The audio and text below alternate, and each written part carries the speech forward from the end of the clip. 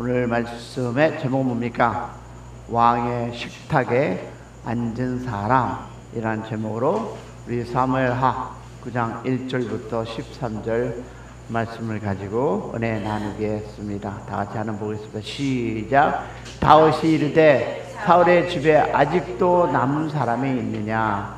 내가 요나단으로 말미암아 그 사람에게 은총을 베푸리라 하니라. 사울의 집에는 종 한 사람이 있으니 그 이름은 시바라. 그의 다윗을 앞으로 부르매 왕이 그에게 말하되 내가 시바냐 하니 이르되 당신의 종이나이다 하니라.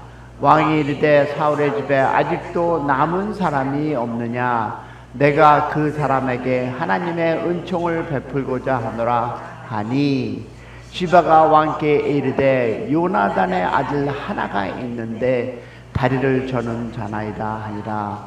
왕이 그에게 말하되 그가 어디에 있느냐 하니 시바가 왕께 이르되 로드알 암미엘의 아들 마갈의 집에 있나이다 하니라.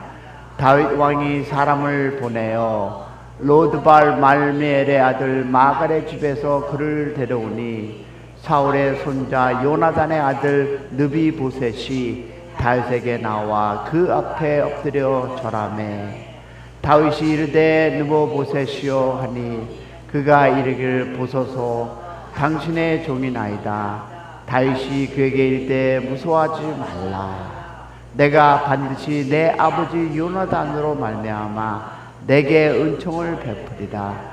내가 내 할아버지 사울의 모든 밭을 다 내게 도로 주겠고 또 너는 항상 내 상에서 떡을 먹을지니 하니 그가 저려 이르되 이 종이 무엇이기에 왕께서 죽은 개 같은 나를 돌보시니까 하니라.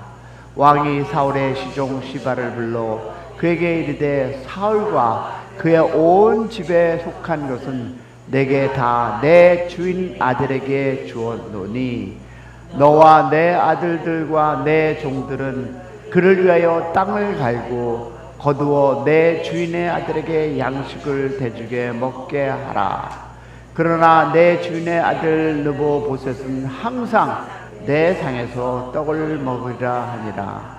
시바는 아들이 15명이요 종이 20명이라. 시바가 왕께 이르되 내 주 왕께서 모든 일을 종에게 명령하신 대로 종이 준행하겠나이다 하니라. 느보보셋은 왕자 중 하나처럼 왕의 상에서 먹으니라. 느보보셋에게 어린 아이들 하나가 있으니 이름은 미가더라. 시바가 집에 사는 자마다 느보보셋의 종이 되리라. 느보보셋이 항상 왕의 상에서 먹으므로 예루살렘의 산이라 그는 두 발을 다 절더라. 아멘. 이 말씀을 여러분께서 읽으면서 어떤 핵심을 가져갔습니까?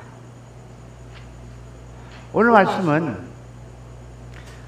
왕의 식탁에서 앉아서는 안 될 사람, 그 한 사람이 등장합니다. 그의 이름은 느비보셋입니다. 여러분도 알다시피 그는 사울의 왕 손자이고 요나단의 아들이었습니다. 그런데 지금 왕은 누구다? 다윗입니다. 자, 왕조가 바뀌었으니 느보보셋에게 다윗은 가까이 하고 싶은 사람이 아니라 가능하면 피하고 싶은 사람이었을 것입니다. 더구나 성경은 그가 두 발을 저는 사람이었습니다. 그런데 오늘날 어느 날 놀라운 일이 일어나죠. 느보보셋이 왕을 찾아간 것이 아니라 왕이 느보보셋을 찾기 시작했습니다.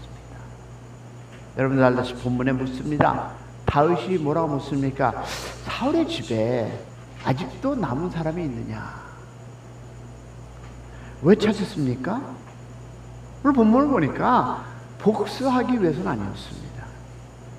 내가 그 사람에게 하나님의 은총을 베풀고자 하노라. 여기서 은혜가 시작됩니다. 여러분, 여기서 우리가 기억할 것은 이것입니다. 여러분 인생을 살면서 여러분 자신이 베풀었던 그 은혜가 여러분 다음 세대에 무엇을? 그 은혜가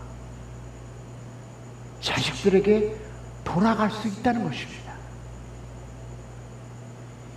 여러분, 은혜는 내가 하나님을 찾아간 이야기보다 하나님께서 먼저 나를 찾아오신 이야기입니다. 그리고 다윗은 무이보셀에게 말합니다. 무서워하지 말라. 그리고 뭘 합니까? 사울의 모든 밭을 돌려주겠다고 합니다. 그리고 더 놀라운 말은 무엇일까요? 너는 항상 내 상에서 떡을 먹을지니라. 이제 느보보셋은 왕의 식탁에 앉았습니다. 완전 업그레이드 되지 않았습니까? 그런데 식탁 아래를 보면 그는 그의 두 발은 여전히 절고 있었습니다. 무슨 일입니까? 그가 업그레이드 됐지만 다리는 달라지지 않았습니다. 그런데 자리가 달라졌습니다. 저는 이것이 오늘 우리에게 나눌 은혜의 모습이라고 생각합니다. 보니까 첫 번째, 은혜는 내가 찾아가는 것이 아니라 먼저 찾아오는 것이다. 할렐루야. 보세요. 보셋은 다윗을 찾아가서 왕이요, 저를 불쌍히 여겨주시옵소서라고 부탁하지 않았습니다. 왕이 먼저 찾았습니다.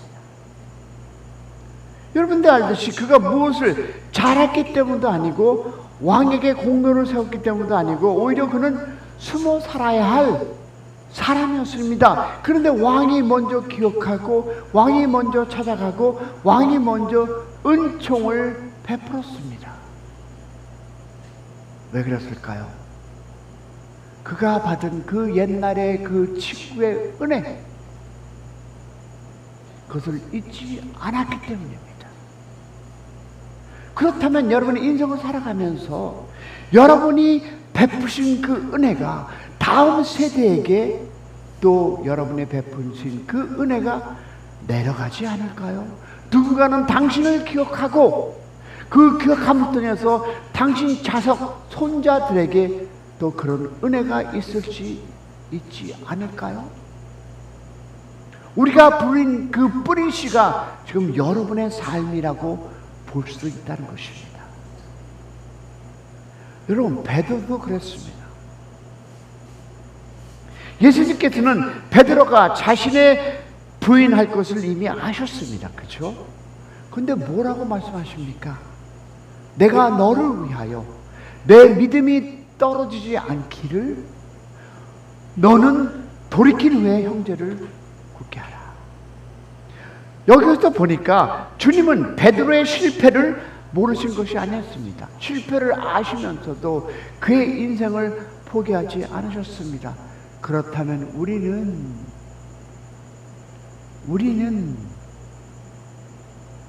여러분, 베드로가 넘어졌지만 그것이 베드로의 인생을 마지막에 되게 하지 않으셨다는 것입니다. 이것이 바로 은혜입니다, 여러분. 그래서 베드로는 훗날 뭐라고 고백합니까? 우리 주 곧 예수 그리스도의 은혜와 그를 아는 지식에서 자라가라라고 얘기하고 있습니다. 베드로에게 은혜는 이론이 아니었습니다. 자기가 무너졌던 자리에서 다시 일으켜주신 하나님의 무엇이다? 손이었다는 것입니다. 성도 여러분, 우리가 지나온 인생을 돌아보면 설명하지 않는 그 순간들이 있습니다. 아, 그때 어떻게 내가 견뎠을까?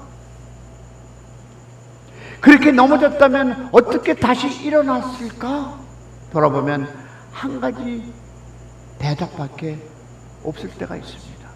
그것이 바로 우리가 얘기하는 은혜였습니다. 할렐루야. 여러분, 은혜는 내가 받은 보수가 아니라 하나님께서 주신 선물임을 믿는 새벽 되기를 축복합니다. 왜냐하면 로마서 4장 4절에 말씀합니다. 일하는 자에게는 그 싹이 은혜로 여겨지지 아니하고 보수로 여겨지리라. 무슨 뜻입니까, 여러분? 보수와 은혜는 다릅니다. 보수는 내가 일했기 때문에 받은 것이라고, 그리고 은혜는 뭘까요? 받을 자격이 없는 자에게 설명할 수 없는 선물입니다. 할렐루야. 그런데 신앙생활을 오래 하다 보면 우리도 모르게 하나님 앞에 계산할 때가 있습니다. 내가 이렇게 기도했는데, 내가 이렇게 봉사했는데, 내가 이만큼 헌신했는데, 그 순간 은혜가 조금씩 권리로 바뀌기 시작합니다. 그렇지 않습니까? 내가 하나님의 그 사랑에 감사해서, 아니 은혜에 감사해서 내가 교회에 얼마나 많이 헌신했는데 왜 나에게는 이런 어려움이 있습니까? 왜 힘듦이 있습니까? 그것이 바로 권리로 바뀌기 시작하기 때문입니다. 여러분, 바울은 누구보다 많이 수고한 사람이었습니다. 그런데 바울은 뭐라고 얘기합니까? 다 같이 시작. 내가 모든 사도보다 더 많이 수고하였으나 내가 한 것이 아니요 오직 나와 함께 하신 하나님의 은혜라. 아멘. 바울은 나는 아무것도 하지 않았다라고 말하지 않습니다. 분명히 수고했습니다. 그러나 수고한 그 뒤에 내가 했다가 아니라 하나님께서 나와 함께 하셨습니다. 할렐루야. 근데 우리는 어떤 고백을 하며 신앙생활을 하고 계십니까?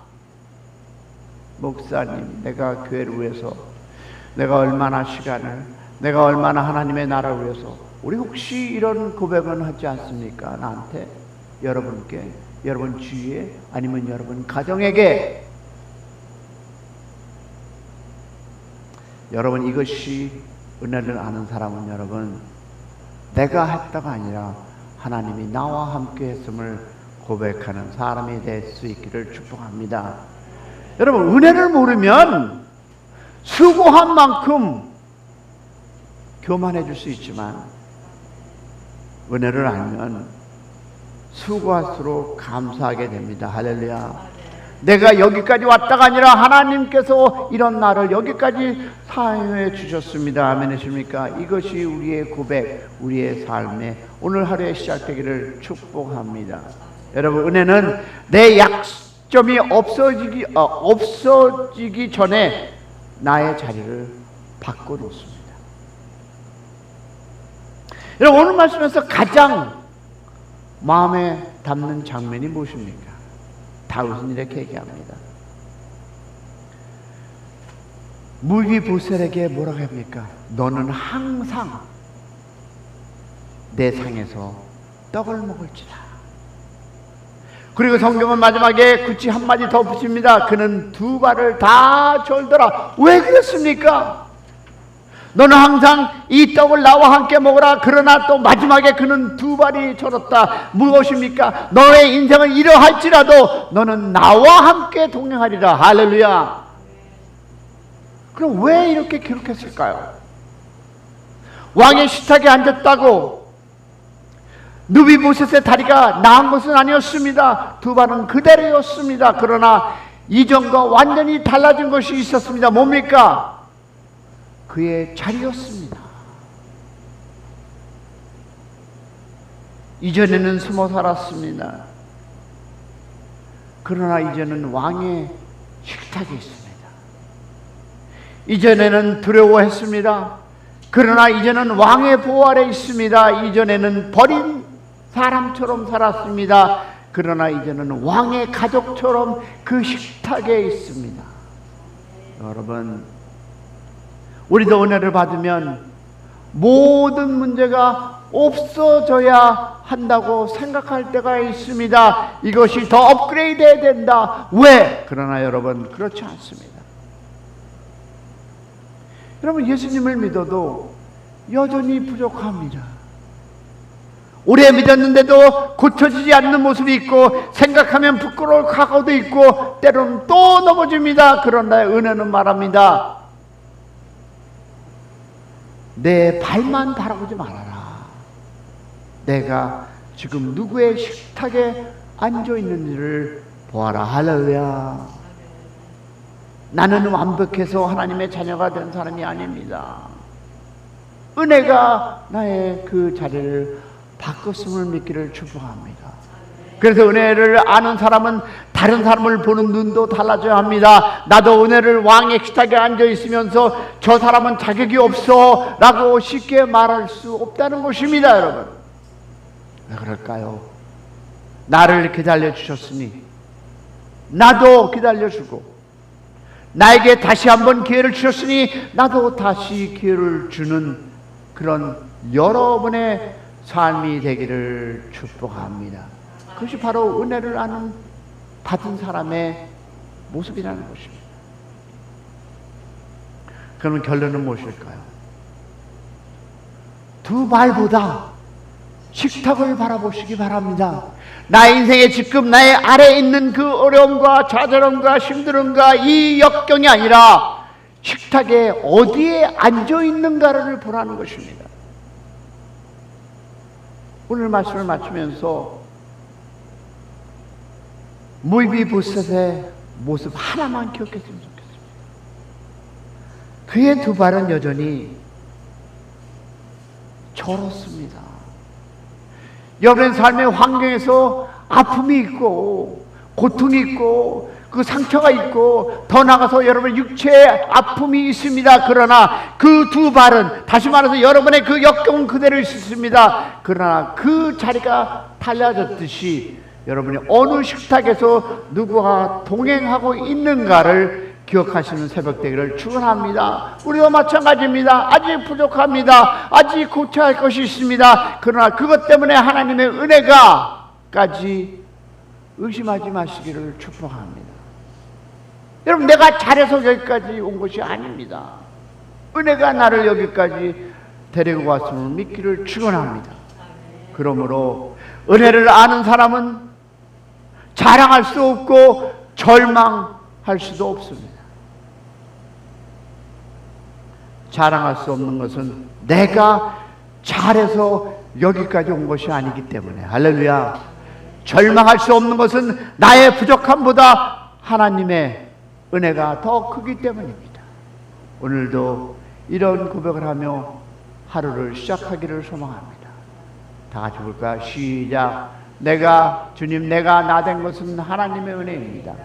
내 부족함만 바라보지 않고 나를 왕의 식탁에 앉아주신 은혜를 바라게 하옵소서. 할렐루야. 그리고 오늘은 내가 받은 그 은혜를 한 사람에게 흘려보내게 하옵소서. 흘려보냄으로써 여러분 기억하시기 바랍니다. 여러분이 그 흘려보낸 그 하나가 다음 여러분의 손자, 아니 여러분의 아들, 딸들에게 그 은혜가 임할 수 있다라는 것을 오늘 본문을 통해서 기억하시기를 축복합니다. 여러분, 두 발만 바라보지 마세요. 아이고, 내 인생은 왜? 그거 두 발만 바라보지 마시기 바랍니다. 내가 누구의 식탁에 앉아 있는지를 바라보시기를 축원합니다. 그 은혜를 기억하며 살아가는 저와 여러분, 그런 중앙교회, 샘 중앙교회 성도가 되기를 축원합니다.